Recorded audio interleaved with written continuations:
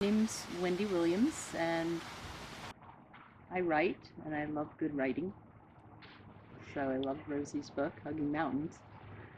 Um, I teach community college. I've taught English and writing in community college for like 25 years, and got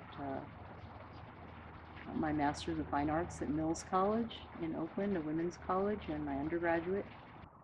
I love reading imagery. I love hearing poetry, but I love not academic poetry, a voice, an authentic voice. Mhm. So that's what I found in Rosie's work. So I got sucked into devouring the book in 4 days. And, my favorite quote was on page 44. To be brave is to walk in question. Okay, I think that is absolutely stunningly brilliant.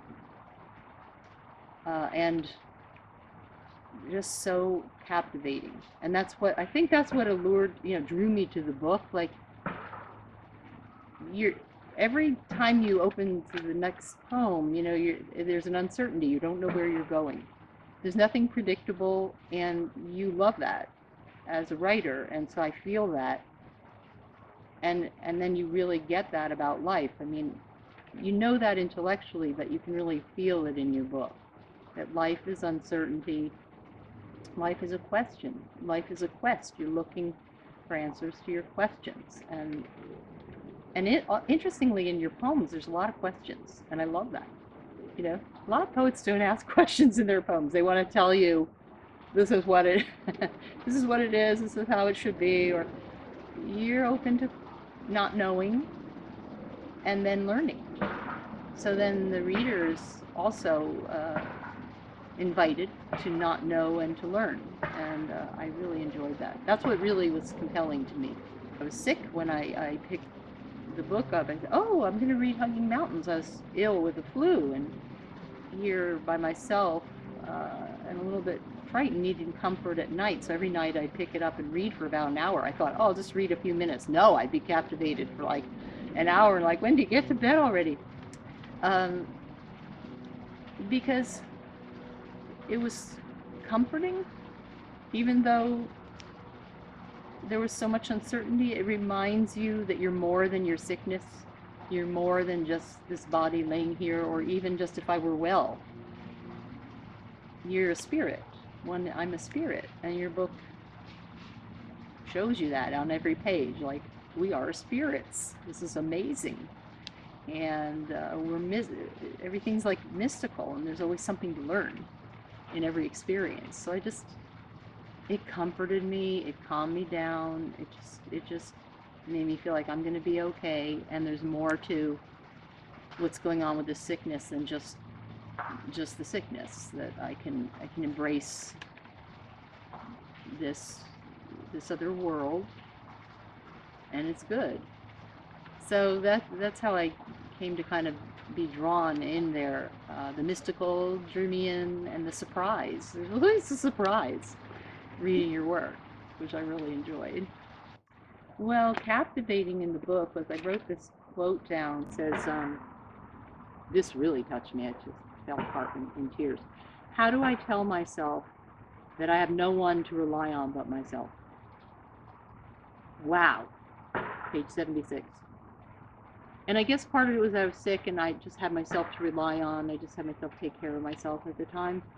But isn't that so true? That when you come down to it, you are alone, but none of us are ever really alone. There's always connections with plants, beings, vibrations, past ancestors, but still you're relying on, there's something in oneself that's a vibration that's only yours. And you have to rely on that. You have to be aware of it or get to know it. So that gave me a lot of strength. Like, wow, she's struggling with that, and I'm struggling with that. So because you put yourself out there, you know what I mean? We can, I don't know, it helps us visit those places in ourselves too, I guess. Mhm. And then that same poem, I think it's a little 2 pages later, I wrote down, I write a rhyme for me. and for me alone. Well, isn't that wonderful? You know, like, so often we're busy taking care of everybody else, or caring about what other people think, or, you know, but to do things for oneself, not in a selfish way, but a self-full way, comforting oneself, having a rhyme for oneself, you know, enjoying beauty because we want to give something beautiful to ourselves. What's wrong with that? That's fantastic. I mean, how can you take care of anyone else if you don't do that? It would be fake, or it would be not as deep as it would be. So I think the book is really a big gift to yourself. But, and we get it too. We get the gift too. But and we can feel the preciousness of the gift you gave yourself. Because I don't think it was easy for you to do. That's my feeling. It was easy for you. Oh, I think I'll just jive off to Mexico. And no, one gets the feeling that it's a much deeper reckoning going on. There is a feeling of unfolding healing throughout the book. It was magical, and there's a lot of magic in the book.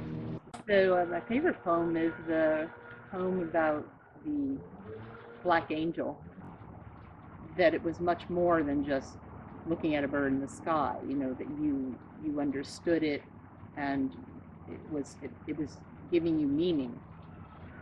And so I love that, you know. I dressed him with human feelings that must have been only my own. I traded my feet for the unknown. I wondered if my wings he happened to own, you know. So a bird, you know, helping you understand yourself. That's what this is all about, isn't it? When you see imagery, you see beauty, you see forms, you see life. It's about learning about oneself through what you see, as well as learning about something other than you and knowing it's not you. It's that dynamic. So I felt like you'd merged with the bird, you know, and we're learning from it. So I love that, you know. And that's it too. Like, the book gives women, I think women in particular, and me as a woman, like, courage. Like, you can go out traveling by yourself. You don't have to worry about getting raped. Well, of course one does, but you know, you have intuition. Rosie has intuition. She's following her intuition. She's aware. You can do that. You know, any woman can do that, and she has the right to do that. And that not only that, but it's an important part of our spiritual growth to do things like that in our life, challenge ourselves. So I felt a lot of courage reading it, even though I was like sick with a fever of like 100, 101. I'm sitting there going, oh, maybe I can do X and I can do Y. So I was feeling like inspired. And I thought, isn't that fantastic to just let go of our doubts, because there's something deeper drawing us somewhere that could be an answer to a question we have. And if we don't go there, then we're not going to get the answer. We're always going to wonder, or we'll actually be, part of us won't be developed because we didn't do it. So there's a lot of bravery in the book. And I felt like I was being brave reading it, you know, like I could be brave along with you. You know, that's part of being the journey with you, I think. And also there's self-doubt. It isn't like the book's like, oh, you know, I'm just courageous, I'm brave. No, you have a lot of doubt and questions, sadness, different things. And if that weren't there, I don't think I'd want to read the book. Do you know what I mean? The whole experience was there. So that's what drew me in. You're being very human and authentic.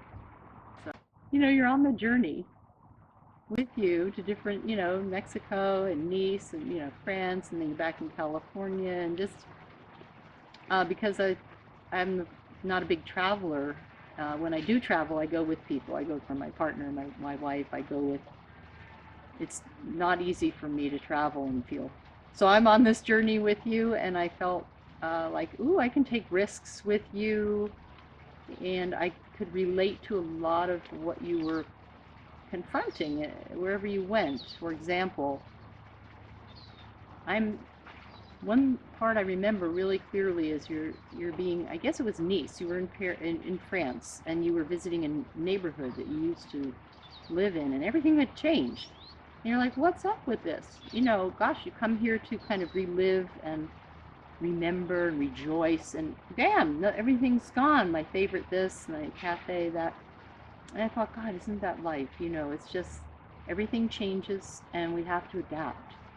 And then we learn things about ourselves by going back.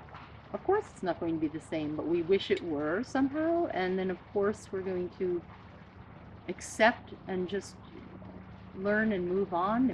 I just love that. I want to remember that. I love memory.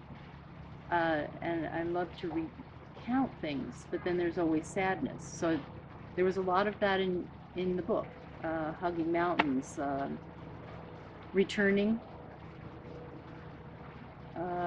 reevaluating, accepting the sadness. And also, one thing that I really loved about the book was that you had expressly, gone to Mexico to kind of retrace or to satisfy something about your relationship with your father. That this was his homeland and you wanted to know it, like experience it intimately. And you were sad about the fact that you hadn't before, and that this was a huge opportunity. I thought, isn't that beautiful? I mean, to know your parent through knowing their homeland. Wow, that's gorgeous. And it made me sad that, well, I didn't really know my parents' homeland. I mean, they were from Germany, Netherlands, France. I'd never been to Europe.